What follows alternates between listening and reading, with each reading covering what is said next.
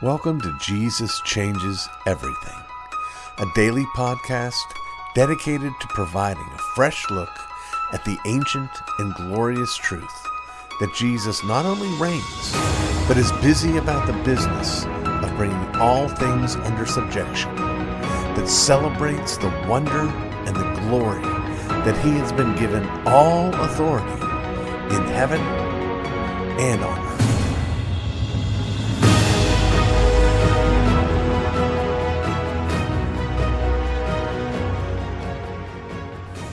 I'm going to ask for your help. I am covering today, for our ongoing series on the parables, 2 different parables.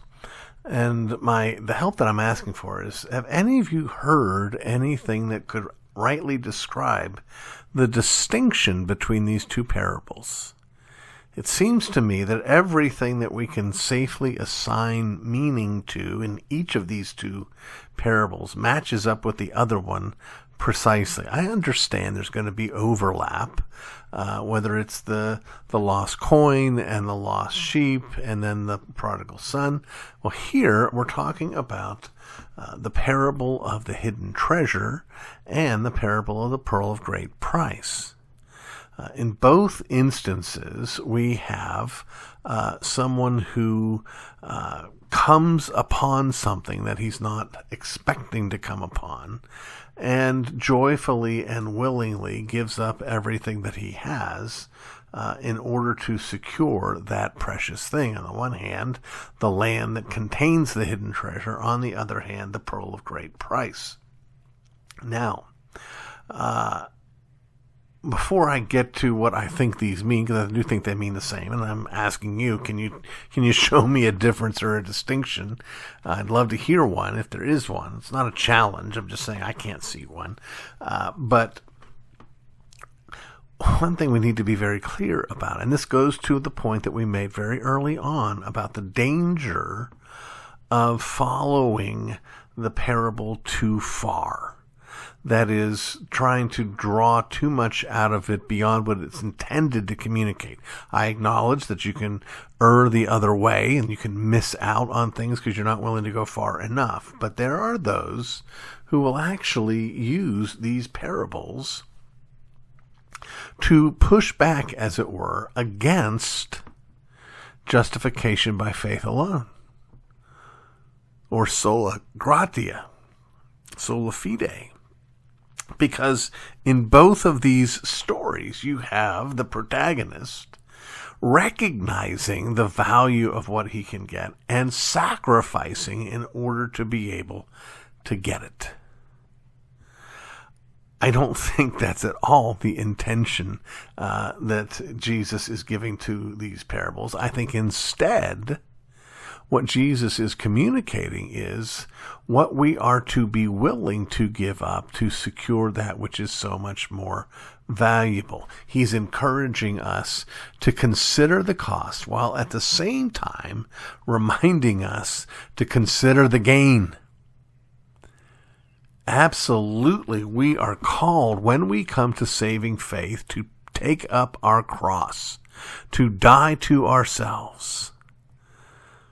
But every one of these calls to sacrifice, whether it's those 2 I just mentioned or those that are listed there in the Sermon on the Mount and the Beatitudes, every single one of these comes with a promise of blessing.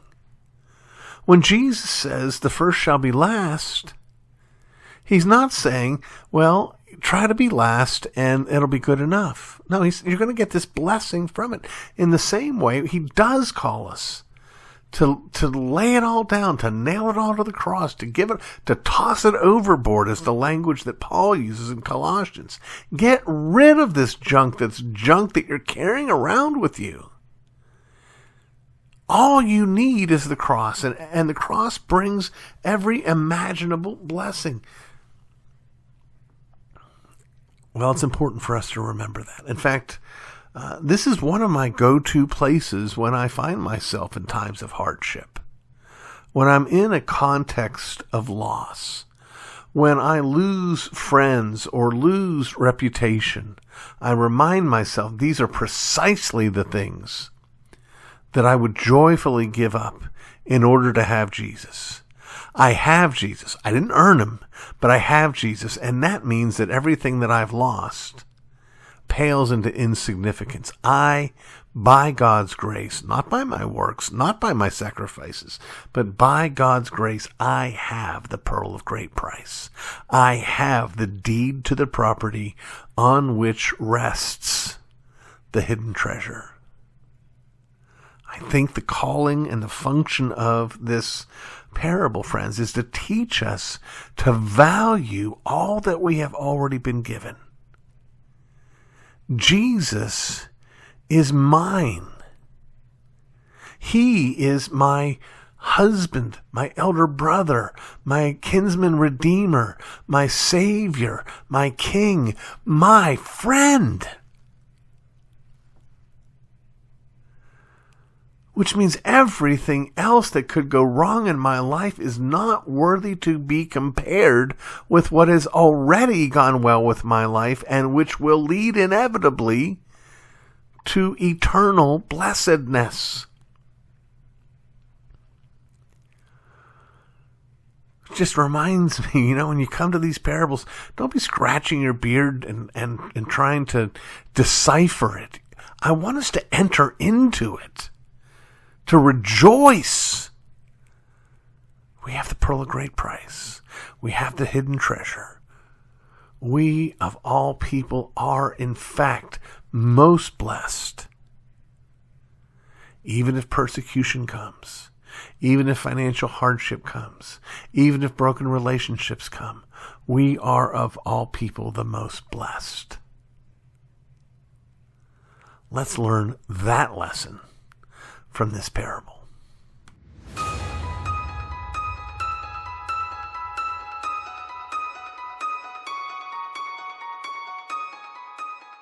Some of you may be familiar with Godwin's Law, a somewhat tongue-in-cheek, rhetorical, what's the word for it? Oracle, if you will, that claims that in any given argument, the first person to allude to or suggest that their opponent is Hitler or a Nazi has automatically lost the argument. I don't think I'm stepping on that law in today for today's ism, considering together fascism. And in fact, what I'd like to do is encourage us to be a little bit more thoughtful about what fascism is. One of the problems with essentially equating fascism with the Nazis is that anything less than the Nazis is deemed as somehow less than fascist, when in fact it's not. So let me see if I can define this term for you first in economic terms. Remember, friends, that there's often this push to look at politics in terms of a spectrum that's just not accurate at all. That the farther the left you go, the more you become a communist, and the farther to the right you go, the more you become a fascist. Well, remember that the Nazis were fascists, and that Nazi stands for National Socialist Party. The Russians, or the Soviet Union rather, and the Germans shared a commitment to socialism. The difference was that the Nazis wanted National Socialism, while the Soviet Union wanted international socialism. And that was enough to have them at each other's throats. Now, fascism as an economic system is really much, much closer to what we have in the United States. In fact, long before I would suggest that we are enjoying a free economy, I would say, the better description is a fascist economy. Here's why. A fascist economy is an economy where private citizens maintain legal ownership over the means of production, while control over the means of production rests in the hands of the state. That's where we're at. Think about, here's just a simple illustration. Do you realize that every few years, the federal government passes a law that creates an obligation on American automobile manufacturers that their fleet of cars maintain a certain level or reach a certain level of miles per gallon? This is not Ford deciding this. This is not Mr. Chrysler deciding this. This is not Mr. General Motors deciding this. This is a group of politicians in Washington, D.C. deciding this. In the same way that in most every part of this country, if you determine that you'd like to put a little shed up in your backyard in which to store your lawnmower and your garden tools, you must first go to the local government and get their permission to do so. To get a license, you're going to have to write a check for that license, to have the inspector come and look at it. You can say it's your property. You can show the title to the property, the deed, but you don't have control over it. Oh, and by the way, if you don't every year pay the fee to own your property to the government, they'll come and take it from you. That's not real ownership. Now, the more involved the government gets, the more intrusive it gets, the more fascistic the economy gets. Now, probably the second thing that would define fascism, even more than whatever political philosophy it might operate under, second after its economic philosophy, would actually be its rhetorical philosophy. Fascists are those who are not in the least bit resistant to using force and violent rhetoric against their ideological foes. It's one of the great ironies. If you really want a picture of what fascism looks like as a rhetorical device or as a social movement, there's no better place to look than that organization in the United States known as Antifa, which is short, ironically, for anti-fascist. There is no more fascist organization in these United States than Antifa, who shows up and threatens violence and exercises violence not just against the government, but against private citizens who won't submit to their will. When you look through the history of how it is that Hitler came to power, you can't overemphasize the importance of its rhetorical and tactical strategies that were well short of, military revolution. So that's a little introduction to fascism. It is scary how much it's here. Let me commend a book to you, though. I know I sure must have covered this long ago in a Curating Your Book Library segment, but it's one of the best books I've ever read on the subject by one of my favorite writers. The book is called Modern Fascism. I believe the subtitle is Liquidating the Judeo-Christian Worldview. Modern Fascism. The author is Dr. Jean Edward Veith, who is a sweet and godly man. Check that out, Modern Fascism.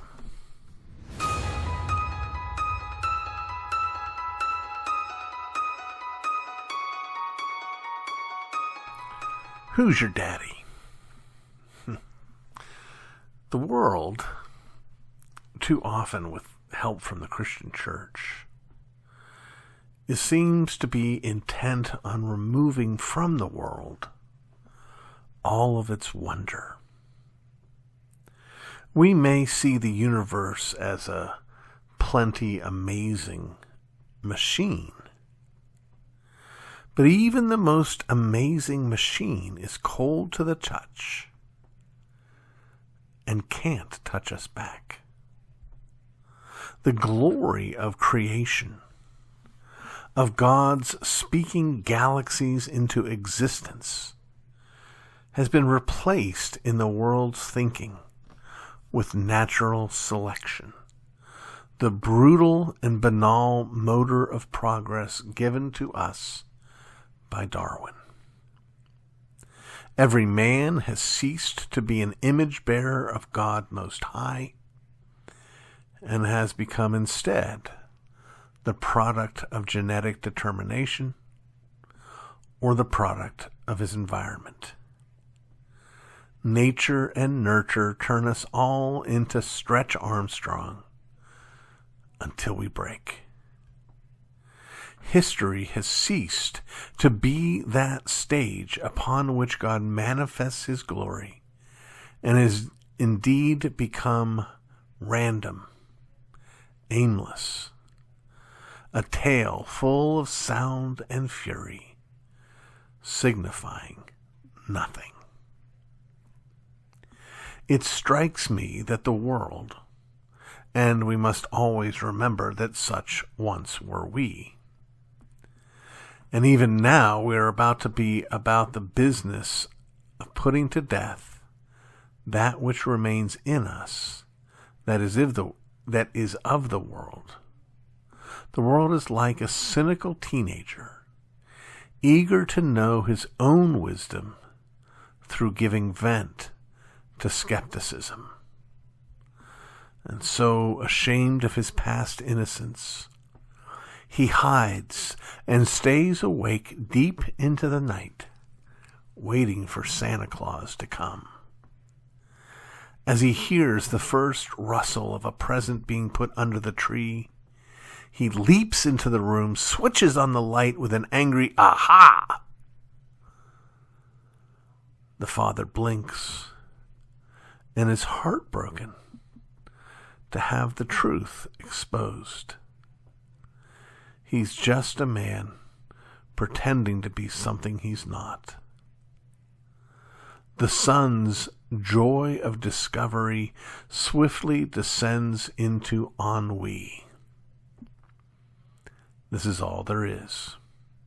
Men dressing up to be better than what they really are. Our story, however, is different. We may struggle with doubts. We may battle our own cynicism. We may even find ourselves waiting to expose the truth one Christmas Eve. When, however, we hear that rustling present and switch on the light, we find not that Santa Claus is really just our father, but that our father is the real Santa Claus. We find in the truth not a letdown, but that we are surprised by joy. Beneath the red suit, under the white beard, is the very one who brought us into this world, and the one who brought into being this world. The reason he knows when we've been bad or good is because he knows all things. Our Father really does live in a distant land, pure as the driven snow. He brings us gifts all day, every day, but none better than that which he sent at Christmas. Because our Father is Santa Claus, because the gift for the Magi walked out of the tomb alive, we have no need to fear the world. It's his. It belongs to our daddy, and we are his heirs.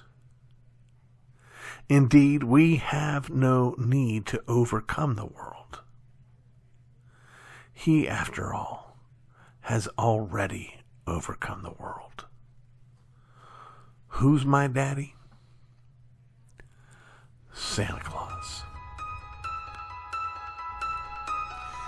You've been listening to the Jesus Changes Everything podcast, a production of Dunamis Fellowship, the teaching outreach of Dr. R.C. Sproul Jr.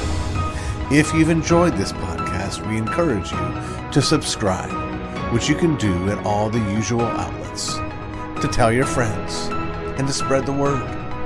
To learn more about the work of Dunamis Fellowship, please visit rcsproulJR.com. And join us next time on Jesus Changes Everything.